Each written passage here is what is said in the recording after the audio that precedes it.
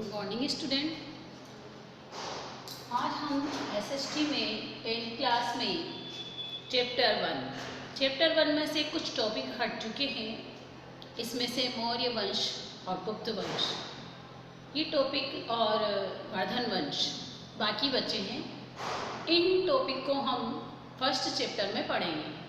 आज हम यहाँ पर मौर्य वंश के बारे में अध्ययन करेंगे कि मौर्य वंश का शासक कौन था, किस प्रकार इसमें मौर्य वंश का शासक कौन बना। तो फर्स्ट चैप्टर में जो मौर्य वंश है इसमें चंद्रगुप्त जो मौर्य और जो बाकी चैप्टर हट चुके हैं वो आपको नहीं पढ़ने हैं। केवल इसमें मौर्य वंश, गुप्त वंश, वर्धन वंश ये बाकी बचा है, जिनको आपको फर्स्ट चैप्टर में ये इसमें से ही क्वेश्चन आएंगे। 5 नंबर के क्वेश्चन बनेंगे।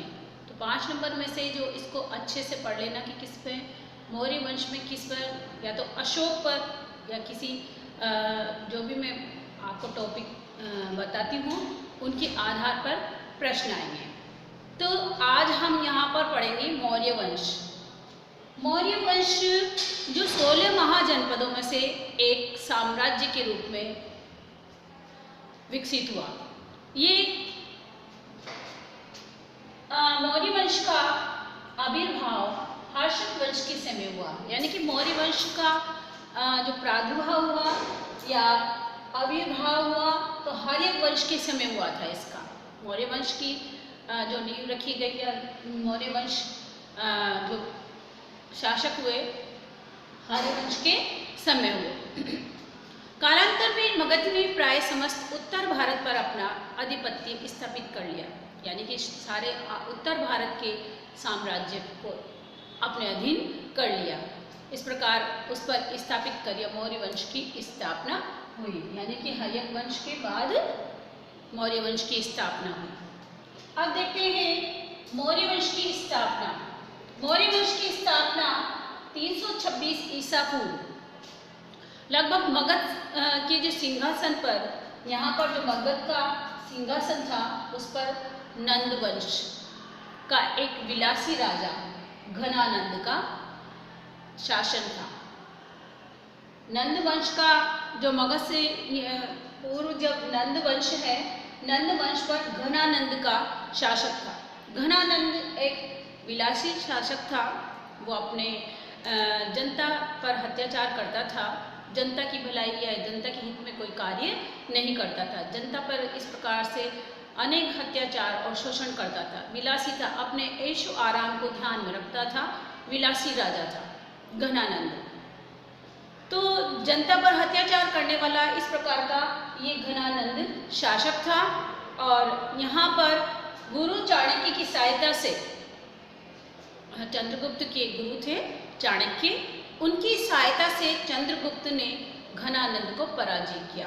क्योंकि घनानंद क्या था, एक विलासी और जनता का अत्याचारी शासक था।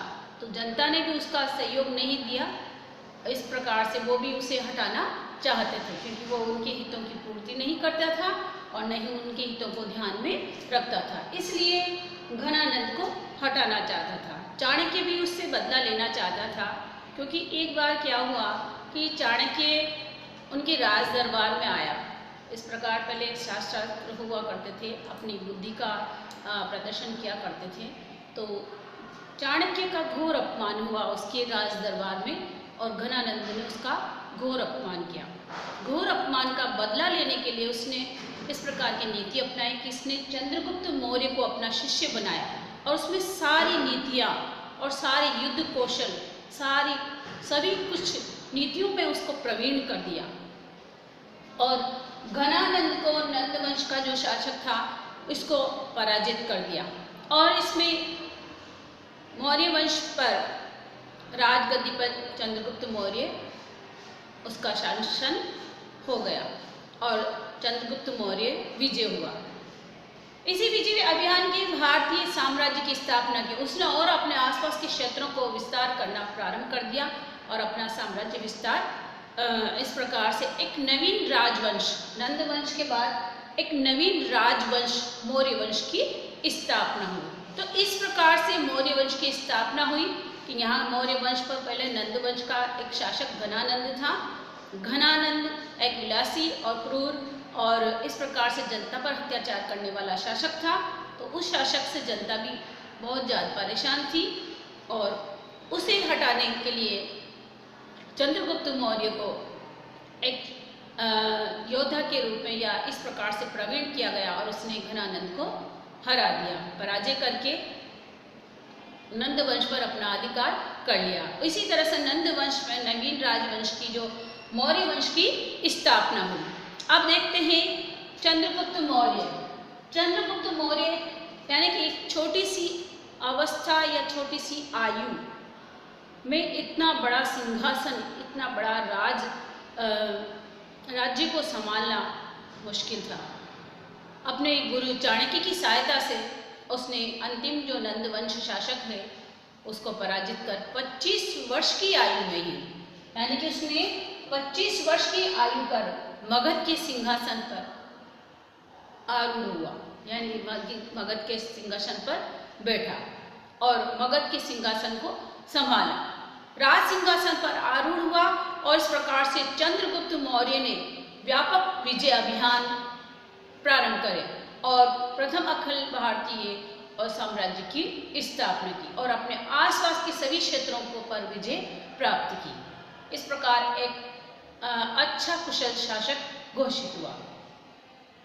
उसने, अब देखो चंद्रगुप्त मौर्य की विजय, चंद्रगुप्त मौर्य ने किन किन पर अपना आधिपत्य किया, किन किन शासकों पर अपना राज किया और उन्हें अपने अधीन बनाया और इस पर विजय प्राप्त की। युद्ध कौशल में प्रवीण होने के कारण चंद्रगुप्त मौर्य ने आसपास के सभी क्षेत्रों पर अपना साम्राज्य विस्तार किया। इस प्रकार से चंद्रगुप्त मौर्य ने सबसे पहले यूनानियों को पराजित किया और यूनानियों को पराजित करके पंजाब सिंध पर अधिकार कर लिया। पंजाब सिंध पर अधिकार कर अपना साम्राज्य विस्तार किया। फिर उसमें चंद्रगुप्त मौर्य ने 305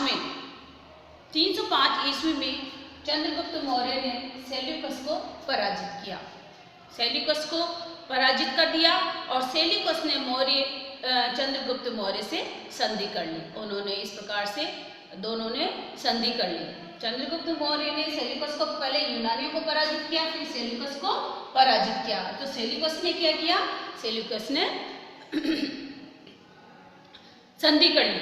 दोनों ने इस प्रकार से पारिवारिक संबंध स्थापित किए और सेल्यूकस ने चंद्रगुप्त मौर्य को काबुल, कंधार, हिरात, बलूचिस्तान प्रदेश दे दिए और अपनी पुत्री का विवाह चंद्रगुप्त मौर्य से कर दिया। यानी कि दोनों के मध्य जब संधि हुई और एक वैवाहिक संबंध स्थापित हुआ और इसमें अपनी पुत्री की शादी चंद्रगुप्त मौर्य से कर दी।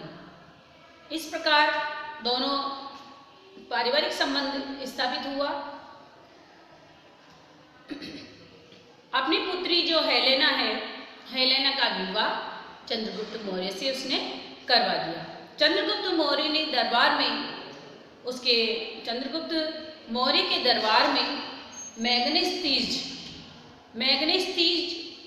जो नाम का राजदूत है उसको उसके दरबार में, चंद्रगुप्त के दरबार में भेजा और चंद्रगुप्त मौर्य ने सेल्यूकस को 500 हाथी उपहार स्वरूप दिए।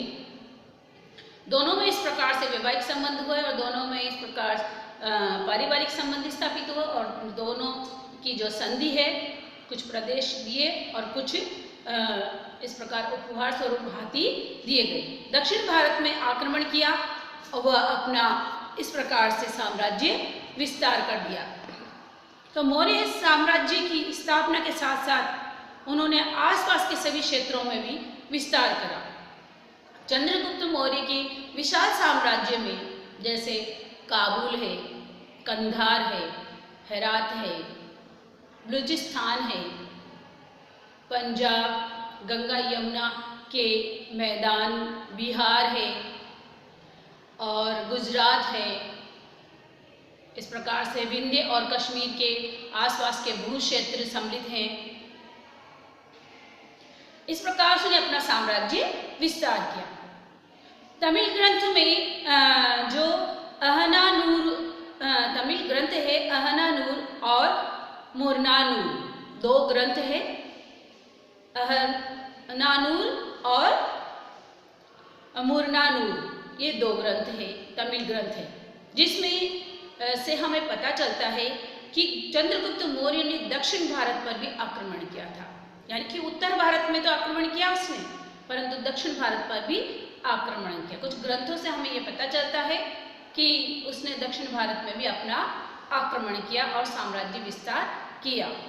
उसने वृद्धावस्था के में उसने भद्रबाहु जैन धर्म की जो दीक्षा ली, भद्रबाहु जैन धर्म की उसने दीक्षा ले ली और उसने 298 में ईसा पूर्व में श्रवण बेलगोला, जो मैसूर में है, श्रवण बेलगोला में उपवास करके अपना शरीर त्याग दिया। यानी कि इतना लंबा उपवास किया उसने, उसी में ही अपना शरीर त्याग दिया। तो इस प्रकार से उसने जैन धर्म की दीक्षा ली और श्रवण बेलगोला में उसने अपना शरीर को त्याग दिया। इस प्रकार से आज हमने जो मौर्य साम्राज्य की क्या उपलब्धियां ली, उसने किस प्रकार से अपना विजय साम्राज्य स्थापित किया और किस प्रकार उसने नंद वंश से अपना मगध का शासन अपने मौर्य वंश में परिवर्तित किया, मौर्य वंश का शासक की स्थापना की। तो आज हमने यहाँ पर जो मौर्य वंश की और मौर्य वंश के बारे में पढ़ा, तो इसमें से किसी भी तरह से अगर प्रश्न आ जाता है मौर्य वंश का कि किस प्रकार से स्थापना हुई, किस प्रकार से चंद्रगुप्त की प्रमुख विजयों के बारे में बताइए, तो विजयों के बारे में हम बता सकते हैं कि यूनानियों का सेल्यूकस पर आक्रमण किया और कौन कौन से क्षेत्रों पर, जैसे काबुल है, हेरात है, कंधार है, बलूचिस्तान है, पंजाब है, सिंध है, गंगा यमुना का क्षेत्र है, बिहार है, बंगाल, गुजरात, विंध्य, कश्मीर के आसपास के सारे भू क्षेत्रों में उसने अपना साम्राज्य विस्तार किया और साम्राज्य विस्तार के साथ साथ उसने उत्तर भारत के साथ साथ दक्षिण भारत में भी अपना साम्राज्य विस्तार किया। धन्यवाद।